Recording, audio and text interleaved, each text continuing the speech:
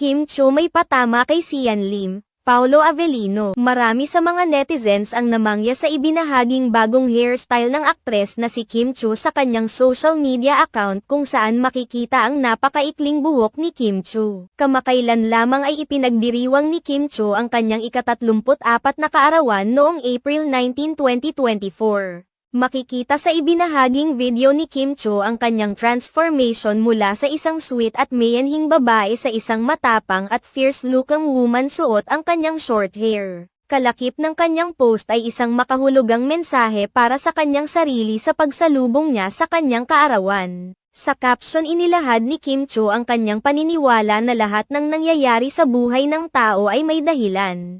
Nagbabago ang mga tao para matutong bumitaw. Nagkakamali para ma-appreciate kapag tama. Naniniwala sa kasinungalingan kaya sa huli natutunan huwag magtiwala sa iba kundi sa sarili. At minsan ang mga magagandang bagay ay nawawala para mas mabigyan ng puwang ang mas maganda pang bagay na makakamtan sa hinaharap. Sa naunang caption ni Kim Chiu inilahad niyang sa pagtanda niya ng isang taon ay nagiging braver, stronger, smarter, wiser. Marami naman sa mga netizens ang naghinala na patama ito ni Kim Chiu sa kanyang dating boyfriend na si Sian Lim na bigla na lamang siyang hiniwalayan matapos ang mahigit dekada nilang relasyon. Hiling naman ngayon ng mga tagahanga ni Kim Chiu na tuluyan na itong makapag-move on at makahanap ng lalaking karapat-dapat nitong ibigin na handa siyang iharap sa altar.